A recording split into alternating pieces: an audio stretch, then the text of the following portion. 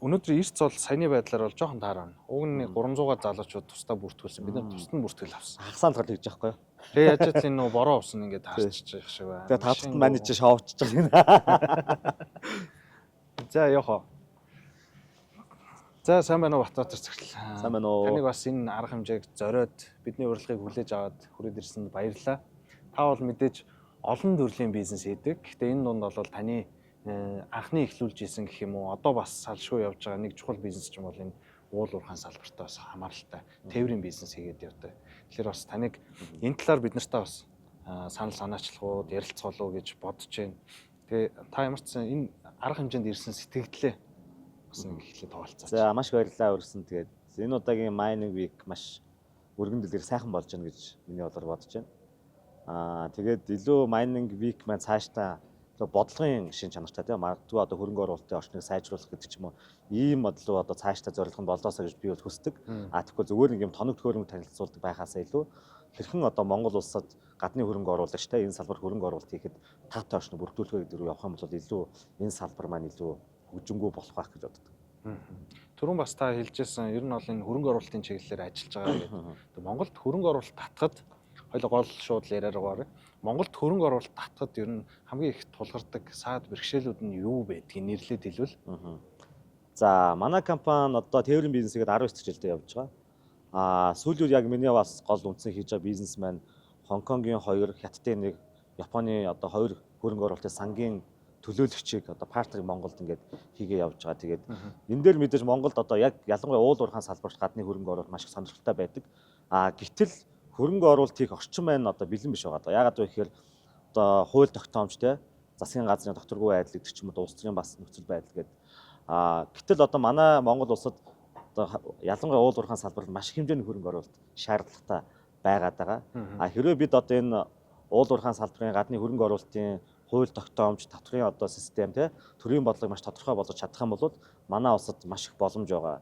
Жишээ нь одоо бидний ингээ хажууханд байгаа Казахстан 2024 онд одоо гадны хөрөнгө оруулалтын уул уурхайн концепцийг баталсан. Тухайн концепцийн гол зорилго нь юу вэ гэхээр 2029 он хүртэл 150 тэрбум долларыг уул уурхайн салбарт татъя гэдэг гадны хөрөнгө оруулалтыг ийм концепцийг батлаад явж байгаа. Тухайн концепцийн жишээ нь хамгийн гол бодлого нь юу вэ гэхээр хэрвээ та одоо 50 сая доллар хүртэл хөрөнгө оруулалт хийх юм бол 3 жил бүх татвараас чөлөөлөг.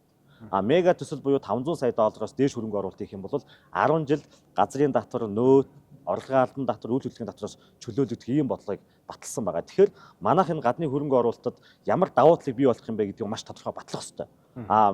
Манай улс маань сүүлийн үед нөгөө паркинг тухай хуулийг баталсан. Гэтэ маш тийм муу хууль болсон гэж би бодож байна. Яагаад тэгэхээр одоо юу гэдэг нь газрын татвар нь тэдэн жил хөнгөлөлттэй, орлогын албан татвар нь одоо юу гэдэг нь хөнгөлөлт байхгүй, нөөт нь хөнгөлөлт байхгүй, тэдэн жил хойшлуулна гэдэг ч юм уу. Ийм одоо болсон болоогүй хоёрын оронд хууль батлах юм бол гадны хөрөнгө оруулалт татахад хэцүү. Тэгээд хөрөнгө оруулалт татах нэг асуудал. Татсны дараагаар бас тулгараад эхэлдэг саад бэрхшээлүүд байдаг. Мэдээж нөгөө доктортой байдал, дээрэс нь ялангуяа энэ уул уурхайн төслүүд дээр бол ард иргэдийн бас нөгөө хангалттай сайн мэдээлэлгүй, мэдлэггүй ч гэх юм уу тий байгаагаас болж бас ингээд буруу зөрөө ташаа мэдээлэл ойлголтууд их явдаг, эсэргүүцлэгт тулгардаг. Яг ард иргэд юунд эсэргүүцээд байгаа айгүй ойлгомжтой байхгүй. Зүгээр баялагын шударга бус хуваарлалт тий. Жишээ нь одоо аль нэгэн компанид ч юм уу одоо дэлхийн томоохон компанид бид нар даваа ирэх болгож байна. Жишээ нь одоо манайд ингээд байнга яриад байдаг томоохон төслүүд байгаа штэ. Маш тий муу гэрээ бидэд байгуулсан. Тэгэхээр энэ гэрээ өөрөө маш сайн гэрээ байгуулагдаад шууд өгөөж ард иргэдэд очдог байх юм бол ард иргэдийг эсэргүүцэхгүй. Өнөөдөр бид нар одоо дэлхийд дээшээ орж байгаа томоохон орд газруудыг нээсэн мөртлөө Улаанбаатар хотод 200 мянган айл нүүрс түлээд яндангаар утаа гаргаад амьдрын гэдэг нь үнэхээр харамсалтай. Бид нар 3 сая 500 ийм хүн амтай, ийм өргөн дэлгэр газар нутагтай байгалийн баялагтай байж одоо бол нүүрсээ түлээд утаандаа угаашдаад амьдрын гэдэг нь чинь баялагын шудраг бус хуваарлт явж байгаа гэсэн. Тэгэхээр үүнийг маань шударгаар хуваарлаад шууд өргөөж нард иргэд очдог байх юм бол энийг Монгол улсын ард түмэн бол нэг эсэргүүцээд байх юм бол би бол байхгүй л гэж бодож байна. Шудраг хуваарлт хийхдгийн тулд таны зүгээс харахад бид нар ямар алхмуудыг одооноос болон ер нь хийх ёстой юм бэ? Маш ойлгомжтой. Гадны хөрөнгө оруулалтыг бид нар татах ёстой нэгт мэдээж. Тэгээд доктортой үйл ажиллагаа явуулах ёстой. Тэхийн тулд татврын тухайас хуулийн орчныг гадны шууд хөрөнгө оруулалтын доктортой байдлын хуулийг заавал батлах ёстой нэгт. Хоёр дахь асуудал нь одоо жишээ нь Казахстаны жишээ. Айгуу сайн жишээ. Казахстанд одоо хууль нь яаж өгнө гэхээр англи, саксон хуулийн орчныг бүрдүүлээд арбитр нь олон улсын арбитр явж байгаа. Тэгэхээр тухайн одоо улсад бол ямар нэг юм мандат ярьдаг хонголдох тийм боломж байхгүй гэсэн. Тэгэхээр энд одоо татврын таатай орчин болон хөрөнгө оруулалтын орчин, хуулийн орчныг бүрдүүлээд өгөх юм бол гадны шууд хөрөнгө оруулалтууд болон томоохон фандууд Монгол улсад хөрөнгө оруулалтын эдгээр хөрөнгө оруулалт орсноороо одоо ард иргэн шууд өгөөж нь очих боломжтой. Одоо өнөөдөр Монгол улс яаж байгаа? Экспортын нь баг одоо манайдын орлогын чинь 90% шууд уул уурхаас хамааралтай явж байгаа. Энэ уул уурхаа 90%-ийнх нь 50% нүүрс. Гэтэл одоо ингээд нүүрсний технологи асар их хөгжиж байна л да. Магадгүй одоо 2035-40 он гэхэд Монголын нүүрсийн модонд орхон болж магадгүй тийм технологи хүртэл хөгжөөд одоо нүүрс төрөгчийн технологи гэдэг ч юм ингээд явж байгаа тийм. Тэгэхээр бид нар одоо энэ байгаа бүтээгдэхүүнийг эцсийн бүтээгдэхүүн болгох хэрэгтэй. Өнөөдөр одоо нэг тонн одоо кокс нүүрс хил дээр очоод $90 гэж бодъё те. Хэрвээ бид нар коксж чадах юм бол $300. Одоо ингээд боддоо Монгол одоо ийм олон одоо те маш баялаг тийм коксын одоо уурхаануудтай мөртлөө одоо бол коксын үйлдвэр байхгүй байна гэдэг л юу гэсэн үг юм бэ те. Кокс гэж чинь айгүй амархан бохгүй. Шатаагаал болоо. Одоо бид нар кокс нүүрсээ шатаах юм бол газтай олчихно. Дизель түлштэй олчихно. Тэгээ коксаа гаргачихна. Магадгүй одоо бид нар хятадын зах зээл зориулсан коксыг Монголд үйлдвэрлэх юм бол $300 тий. Магадгүй Японы зах зээлд одоо зориулсан өндөр чанарын коксыг хийх юм бол магадгүй $500 гэдэг чинь ингээд явна. Гэтэл бид нар өнөөдөр $70 одоо тэр кокс нүүрсийг $300 кокс болгох уу? Шороогоор нь хятадууд зарах уу гэдэг бол бас сонголтын асуудал. Тэгэхээр өнөөдөр бид нар төмрийн өдрөө ядаж үйлдвэрлээд тий ширэн болох хэвээр, гам болох хэвээр, кокс нүүрсээ кокс болох хэвээр, тий алтаан цэвэршүүлэх хэвээр, цэсээрээ эцсийн бүтээгдэхүүн хийх хэвээр гэдэг ч юм маш их боломжууд бидэнд байгаа. Өнөөдөр ингээ Монголын эдийн засгийг маш богино хугацаанд 3 дахин томруулах боломж бол бид нар аж үйлдвэрийн хувьсгал буюу одоо хүнд аж үйлдвэрийг хөгжүүлээд уул уурхаан бүтээгдэхүүнээр л эцсийн бүтээгдэхүүн юм бол Монголын эдийн засаг маш богино хугацаанд 3-4 дахин томрох боломжтой. Сүүлийн жилүүдэд бол яг энэ боловсруулах үйлдвэрийн тухай бол нэлээд ярьдаг болсон. Улс төрчиж тэр ер нь бол бас энэ бизнесийн салбарын ч гэсэн. Тэгэд одоо юу гэдгийг зөв зүйтэй алхмууд баг багаар ингээд хийгдэх ёстой болов мэдээж санаачлагаасаа эхлээд. Энэ бол нэг асуудал ах мэдээж. Нөгөө талдаа яг таны одоо ингээд саний ярьж байгаа зүйлүүд дээр залуучуудын оролцоо энэ зайлшгүй өгүүлэгдэх болов. Яаж л одоо боловсон хүчин талаас. Тэгэхээр та залуучуудыг энэ салбарыг ер нь яаж хардаг байгаасаа гэж. Одоо миний хүсдэг зүйл бол залуучууд таны хуульч, олон улсын харилцаа гэдэг эдийн засаг гэдэг тийм сурхаасаа илүү металл ургийн инженерөө тий. Одоо энэ олон төрлийн маш гоё инженерүүд байгаа. Инженерүүд болоосаа гэдгийг их уриалгах дуртай.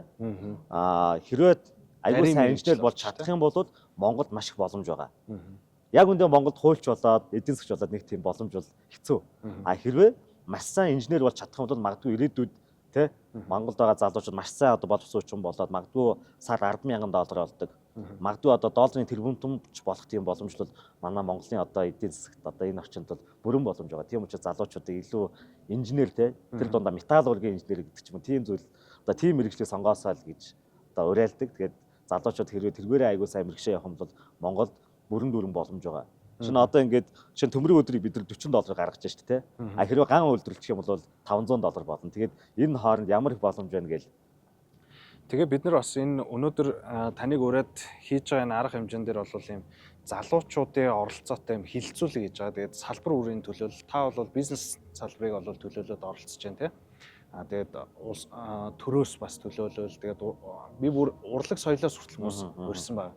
Тэгээд яагаад тэгж гэнэ вэ гэхээр бид нар өөрсдөө бас яг энэ бусад салбарууд ялангуяа нийгэмдээ нэлээд хүчтэй нөлөөлдөг салбарууд энэ уул уурхаан салбараа нэг их тоодгүй нэг ярьдаггүй нь өөрөө нөгөө мэрэгжил сонголт тэгээд нөгөө зөв зүйтэй ойлголт бла бла юмнуудад бас нөлөөлдөг юм болов уу гэж бодоод байдгийн. Яг үндэ одоо сүүлийн үед манай геологийн салбар бол маш хаягдсан. Одоо яг шүтээс төгсөж байгаа яг сайн геологч нар тий ийм хүмүүс бүр байхгүй болцсон байна. Тэгэхээр бид нар хамгийн их мөнгө олж байгаа салбар шүү дээ. Яг үндэ Монголыг тэжээж байгаа салбар бол уул уурхай. Манайд хідэн жоохон алт нүүрс зэс заргасан мөнгөөрөө хоногийн хоолой залгуулаад явж байгаа тийм л улс шүү дээ. Нэг үйлэхэд. Тэгэхээр энэ бидний тэжээж байгаа салбарынхаа боловсруу чинь бид нар хөрөнгө оруулалтыг цаг нь болцсон. Хайгуулахын салбарыг дэмжиж хөрөнгө оруулалтыг цаг нь болцсон. Тэгвэл ингээд нөгөө муу нэртэй луу данстай нөгөө л уул уурхай гэтэл яг үндэ энэ салбар маань Монголыг тэжээж байгаа шүү дээ. Тэгэхээр энэ салбартаа бид нар илүү ухаалаг хэрсүү байгаад хөрөнгө оруулалтыгаа одоо бодлогын салбартаа одоо илүү төвлөрүүлээд эндээс ахиу орлого мөнгө олох хэрэгтэй. Бидэнд өөр боломж байхгүй яг үндэ нэг үгүйсгэж. Бидний одоо эрүүл мэндийн салбар, барилгын салбар, аюул жуулчны салбар болоогүй шүү дээ. Дахиад 10-20 жил хугацаа шаардлагатай. Тэгэхээр бидний ойрын хугацаанд бидний гол тактик яг хөхөр уул уурхайн салбараа дэмжиж энэ рүүгээ хөрөнгө оруулалт хийж эндээсээ нэмэн үртэг ашиг аваад буцаагаад залуучуудынхаа боловсрол эрүүл мэндлүүл хөрөнгө оруулалт хийх хэрэгтэй. Түрүүн хоёлаа ярианыхаа эхэнд бас нэг тээврийн бизнестэй холбоотой ярьж байсан. Тээврийн бизнес ер нь одоо ингээ 20 жил шахуу ингээд ажиллаулаа явж хахад бас тулгардаг ер нь чаленжууд нь юу гэдэг вэ? Яг гоо манай тээвэрчтэй нэг юм бахархал байгаа манай компани. Манай компани Монголын хамгийн анхны хятадын зам тээврийн яамнаас тусгай зөвшөөрөлтэй. Хятадын нутгийн гүнд 300 км бид тээвэр хийдэг. Монгол жолооч Монгол машин.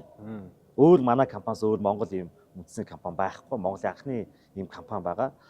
Сүүлийн үед манайх нүүрсний тээвэрлэлд бас орсон. Нүүрсний тээвэрлэлд одоо бид нэг 10 гаруй тэрбум төгрөгийн одоо хөрөнгө оруулалт хийгээд маш их алдагдaltaй явж байгаа. Ашиг байхгүй. Тэр нь юу вэ гэхээр бас л манай салбар яамдын болон энэ томоохон компаниудын бодлогын алдаа. Өнөөдөр жишээ нь одоо нүүрсний машин ингээл 200-300 саяар ингээл залуучууд авч जैन, гэр бүл авч जैन, банкус банкн зээл тавиад өнөөдөр бүгд өрөнд орцсон. Ямар ч ашиг байхгүй, хинэн ч ашиг олдгүй. Бүр нүүрсний одоо тээврийн бодлогоо унгаацсан. Чи энэ дээр бол магадгүй одоо бид нар бас ингээ уулуурхан шин сайттай боллоо. Энэ нүүрсний тээврийг энэ салбарт бас илүү бодлогоо хандуулж анхаараасаа гэж би хүсмээр байгаа. Тэгэхгүй бол маш олон залуучууд тэнд бизнес хийгээд машин аваад бүгд дампуураад банксынхаа зээлийн хүүг төлж чадахгүй явж байна. Ууг нь бол нүүрсний тээвэр дээр хятад манай ганцхан харилцан шүү дээ нүүрс авч байгаа. Хятадын компани 50% нь тээврээ. Монгол компани 50% хий. Гэтэ Монголын үндэсний компаниуд. Тэгээд нүүрсний тээврийн бодлогынхаа үнийг баталчих хэвээр. Тэгвэл одоо хинэн ч ашиг хийдгүү бүгд алдагдaltaй ингээл явж байгаа. Бүхэл бүтэн 300 саяар машин авчаа сардаа 3 сая ашиг олж болохгүй үсттэй. Банксыгаа хүнд жүрхгүй те. Тэгэхээр энэ тээврийнхаа бас бодлогыг салбарын сайд маань, энэ салбарынхан маань бас эргэж хараасаа гэж хүсмээр байна. За.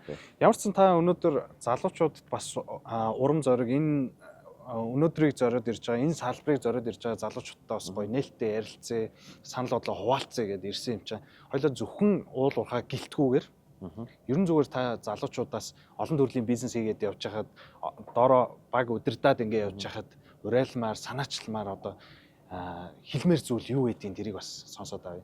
За би нэг бизнес хийгээд 19 жилдээ явж байгаа. Яг би дааж компани байгуулад аль бие ёсоор 8 эдэр хийгээд бол бүр олон жил болж байгаа. Тэгээд энэ хугацаанд миний хамгийн том ухаарлан зүйл юу вэ гэхээр илүү фокуслох хэрэгтэй. Яг чаддаг юм да. Миний хувьд маш олон бизнесийг яг амжилттай хийсэн олон компаниуд дампууруулсан ийм туршлагатай хүн. Тийм учраас залуучуудаа зөвлөхөд яг өөрийнхөө хүсэл мөрөөдлийг олоод чи амьдралд ямар легаси үлдээмээр байгаа. Одоо манайд ингээд хүний сүнсийг олоод туршсан хүн гэдэг одоо энэ хувь тавилтанд заяасан юм чинь өөрийн гэсэн юм тод мөрийг үлдээх хэрэгтэй гэж би боддог. Тэгэхээр өөрийн гэсэн легасиг үлдээх хэрэгтэй. Тэгэхээр өөрийнхөө легасиг үлдээхэд чи яг юу хийж чадах юм? Үүнийгээ олоод түүнийхээ төлөө тууштай яваасаа гэж уриалмаар санагдаг. Заавал легаси үлдээх гэхээр амар том компани байгуулах ч юм амжилтанд хүрэх биш. Маш сайн аа байж болно, маш сайн ээж болж болно тий. Маш гоё гэр бүлийг бий болгож болно. Тэгэхээр хүн болгон өөрийн чаддаг зүйлээрээ энэ амьдралдаа сэтгэл ханамжтал амьдрал дуусгах хэрэгтэй л гэж боддог. Нэмэлт экстра одоо бонус гэх юм. Дахиад нэг асуулт. Та би таны бас нэг тэр бичлэгийг үзчихсэн. Суперкар ундаг. Тэгээ залуучууд гоё урам зориг өгье гэж ундаг гэдэг хэлжсэн. Ерөн зүгээр сүүлийн үед залуучууд боловсролыг нэг их оошоохгүй байгаа хандлага бас мэрсээр ажиглагдаад байна.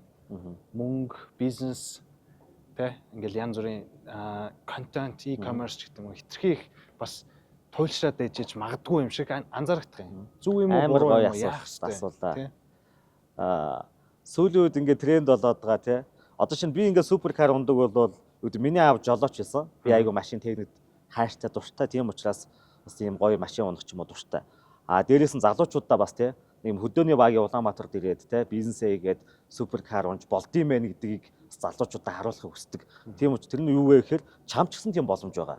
Багийн чадсан юм чинь чи ч гэсэн чадна гэдгийг одоо дүүнэртээ ингээд харуулахыг одоо тухайн одоо тий машинаар ингээд тий нэг жижигхэн зүйлээр харуулахыг хүсдэг. Мэдээж үгдийн тэрбумын машин 2 тэрбумын машин унна гэдэг маань дор хаяш тий хөрөнгийнхаа 1% машин авна штэ хүн. Тийм учраас зөвхөн тухайн машиныг авахын төлөө биш чи тийм хэмжээний өөрийн гэсэн бизнесийг бий болгочоод машин бол хүний хэрэглээд гэж ойлгох хэрэгтэй. Сүүлийн залуучууд маань юу гэдэг амар e-commerce тэнгэн тэгнэ бла бла гэд ингээ яваад биний бол 100% эсрэг байдаг. Хүн боловсрол бол номер 1 асуудал. Хүн маш сайн англитэй болох хэрэгтэй, хятад хэлтэй болох хэрэгтэй. Маш олон хэлийг сурах хэрэгтэй. Дээрээс нь инженер болох хэрэгтэй. Тэгэхгүй ингээ юу гэдэг нь битгий сургууль сур, их сургууль хэрэггүй, Элон Маск гэсэн тэ Зукерберг гэсэн тэр бол тусдаа асуудал шүү дээ. Магадгүй 10,000-ны 1% л сайн боловсролд эзэмшихгүйгээр амжилтанд хүрэх магадлалтай. Тэгэхээр залуучууд маань маш сайн боловсрол эзэмшээсэй. Олон улсаар зөндөө явж туршлага хөргөдүүлээсэй гэж миний хувьд боддог. Маш олон сайн хэл ядаж 2 хэл аягүй сайн сурах хэрэгтэй. Нилээн агсан шатн те. Тэгээ сайн боловсролд эзэмших юм бол чи амжилтанд хүрэх те. Магадгүй илүү ёс зүйтэй, боловсралтай, мэдлэгтэй болно гэсэн. Тэр залуучууд маань битгий тийм нэг сургууль битгий сур, инээтрий гэдэг битгий хүлээж аваасаа. Илүү одоо нэг юм хиймэл юм хийхээсээ илүү юм баялаг бүтээдэг те. Нэг юм түүхийдээ ашиглаад эцсийн бүтээгдэхүүн гаргадаг. Энэ өөрөө жинхэнэ хөдөлмөр бодит баялаг. Тэгэхгүй ингээд нэг юм контент үйлдвэрлээд нэг юм хиймэл те. Энэ бол Монголын тийм ирээдүйн биш. Бид бүхэнд ийм өргөн удам газар нутаг байна. Ийм их одоо түүхийд нөөц болцсон байна. Тэгэхээр бид нар ямар нэг юм л бүтээх ёстой. Одоо энэ нэг төмрийн өдрийг ашиглаад ширм те. Энэ нэг нүүрсийг ашиглаад баяжуулаад кокс гэдэг ч юм уу те. Ямар нэгэн байдлаар эцсийн бүтээгдэхүүн нэг юм нэм үртгэл шингээдэг л тийм л юм руу залуучуудыг одоо илүү анхаарч одоо хийгээсэй л гэж боддог. Нэгэнт ам хаалсных дахиад ер нь нэг жохон юмнууд ярьж. Тав хоёрын саяны ярьж байгаа одоо e-commerce бол яг үүндээ дижитал одоо арилжаа 8 худалдаа шүү дээ. Тэгэхээр чи бид нэр 90 онд бол ер нь зах зээл рүү шилжчихэд ганцгын 8 гэж явж байсан. Одоо би заримдаа ингээ өөрийнхөө зүгээс хараад үзэхлээр дараагийн түвшинд гарах биш. Түвшин ухраад байгаа юм шиг санагдаад тийм. Бид нар ер нь бол энэ 8-ны үеэсээ салаад яг таны хэлж байгаачлан аж үйлдвэржилт, үйлдвэр. Өнөөдөр монголчууд яаж амьдарч байгаа нэхэр зүгээр л ганцхан хийгээл биенийхээ мөнгийг хүлээл яг манайд л ийм л байгаа шүү дээ. Яг үнэндээ. Тэр нэг хаттаас байд юм уу, Америкээс байд юм нэг бараа бүтээгдэхүүн авчирна. Тээврийг хийн, тийшээ хөргөж өгнө. Энд яг ямар нэмэлт ялгаагүй ганцх шүү дээ тийм. Зүгээр л ганцхан. Одоо мань одоо баг одоо 8 6 дугаар ингээс хойш ингээл гахаа зөвгөл зөндөө явж байсан 90-ээс орно. Бараг тэрийг хийгээд баг тэрийг зүгээр онлайн болгочихсон. Энэ бол үнэхээр юу гэдэг харамсалтай. Гэтэл өнөөдөр юу гэдэг Монгол 40 олон боломж байгаад нэг бүтээгдэхүүн үйлдвэрлээд хэн нэгэн зарах, магадгүй экспорт нь гаргах. Энэ бол жинхэнэ баялаг. Тэгэхээр энэ одоо юу гэдэг нэг юм ганцгын биенийгаа хүлсэн 8 хүлтийн системийн эдийн засгаас би салах хэрэгтэй. Баялаг үтэмээр юм тийм. Түрүүн та Elon Musk, Zuckerberg гэж дурдж байна л да. Энэ бол ер нь бол American Dream гэж ярьдаг. Одоо Америк мөрөөдөл шүү дээ тийм. Монгол залуучуудын мөрөөдөл юу байх вэ? Одоо тэднийг шууд хуулбарлаад би гаражнаас эхлэнэ гэдэж болохгүй л гэдэг санаа шүү дээ ер нь бол тийм. Одоо айгүй олон залуу Zuckerberg, Elon Musk шиг юм гоё юм төсөөлөл яг үндэ манайд чадахгүй болоогүй. Бид нар яг үнтэйг нүрд тулах хэрэгтэй. Өнөөдөр бидний хамгийн хийж чадах зүйл бол яаж н уул уурхайн салбарыг те барилгын салбарыг, аж үйлдвэрийн салбарыг дараагийн түвшинд гаргах уу те. Тэгвэл хүний амьдрал айгүй богинох шүү дээ. Дунджаар нь 20,000 өдөр дундаж насалтаар. Одоо ингээд залуучдын тал нь ингээд ихэнх нь 10,000 өдөр амьдэрсэн ба цаана дахиад 10,000 азтай болно шүү дээ те. Тэгэхээр энэ цав хугацаанд хий хоосон мөрөөдөх нэг юм худлаа нэг юм сошиал амьдралаар амьдрах биш бодит амьдралтаа нүр тулаад гараараа өөрөө шороо зураад хөдөлмөрлөх юм бол бидэнд илүү сайхан ирээдүй илүү сайхан одоо нийгмийг хойч үдэ үлдээх болов гэж би боддог. Тэгснээс биш Монголд юу гэдэг тийм нэг хийсэр юм бол явахгүй дээ. Яг үндэ манайд ингээл юу гэдэг Япон, Америкийн хөгжлөөс бол хэдэн 10 жил 100 жил хойно явж байгаа шүү дээ. Тэгэхээр тэднэртэй өөрсдөө харьцуулахад арай болоогүй л гэж байна. Бид нар тэгээд энэ boosters гэдэг явуулж байгаа төсөл дээр карьер хөгжүүл, бизнес хөгжүүлэлтийн зөвлөх үйлчлэгээ үзүүлээд бас карьер хөгжүүлэлтийн чиглэлээр нэг 5,000 гаруй залуучуудыг бас нэгтгэцээ ингээл сургалт хөгжүүлгээл явж байна л да. Тэгээд сая бас нэг саяхан 2-3 хоногийн өмнө хийгдсэн шинэ ажил бол ном бас гаргасан байгаа. Тэр ном нь бол зүгээр нэг хүний тухай ном биш, борлуулалтын тухай ном. Бас жишээ, туршлага тэгээд олон улсын практикуудыг ингээд хослуулад, онлуудыг хослуулад тэгээд ингээ гаргасан борлуулалтын гарын авлага гэж гаргаж байна. Та олон бизнес хийж байсан. Түрүүний хэлж байгаагаар алдсан олсон. Тэгэд энэ дунд бол борлуулалт өөрөө хамгийн чухал байж байгаа. Борлуулалт өөрөө бизнес хийхэд шаардлагатай ур чадваруудыг эренблээд харуул гарагчл номер 1-т нь шаардлагатай ур чадвар баг. Та борлуулалтын талаар нэг товчхон. Борлуулалтын зүгээр ингэж л бод. Борлуулалт юу гэхээр нөгөө талд орлого шүү дээрээс. Яаж мөнгө олох уу? Тэ? Мөнгө олж иж ашигтай ажиллана. Борлуулалт залуучууд одоо сүүлд айгүйх борлуулалт маркетинг гэж ярьдаг болцсон тэ. Тэгэхээр хамгийн түрүүнд өөрийгөө борлуулах хэрэгтэй. Өөрийгөө борлуулж чадхаас л эхэлнэ. Өөрийгөө борлуулахын талд яах юм? Сайн бүтээгдэхүүн борлуулах хэрэгтэй, танилцуулах хэрэгтэй. Тэгвэл сайн хүмүүжлэлтэй бол, ёс зүйтэй бол, өөрийн гэсэн хүсэл мөрөөдөлтэй бол, хилтэй бол, боловсралтай бол тэгжээж борлуулалтын тухай ярина. Тэгэхээр хамгийн түрүүнд эхлээд өөрийгөө хөгжүүлчихэд, өөрийгөө сайн продакт болгочоод тэр бүтээгдэхүүн яг хэрхэн борлуулах уу гэдэг. Өөрийгөө сайн бүтээгдэхүүн болгочвол хүссэн үсээгөө борлуулдаг шүү дээ. Сайн бүтээгдэхүүн болоогүй ээжж Instagram-ын цонхоор өөрийгөө ингээл хараад те лаглаг борлуул маркетинг гэж ярих бас утгагүй л дээ. Та бол яг оноод гоё хэлжлээ. Борлуулалт гэдэг үгний ард бол маш олон soft skill-ууд байчаадаг. Нөгөө талдаа борлуулалт гэхээр дийлэх залуучууд шууд юм зарах тухай бодоод байдаг. Энэ бол үн цэний асуудал. Тэгэл яах вэ? Тэгэхээр өөрийгөө илүү үнцэнтэй бүтээгдэхүүн хамгийн түрүүнд болгох хэрэгтэй те. За таныг ирээд бас зорж ирээд бид нартай яриа өгсөнд за баярлалаа. Өнөөдөр бас барилгачдын баяр болж байгаа гэсэн. Танд бас баярын мэнд хүргэе. За баярлалаа. За ингээд болж байна уу?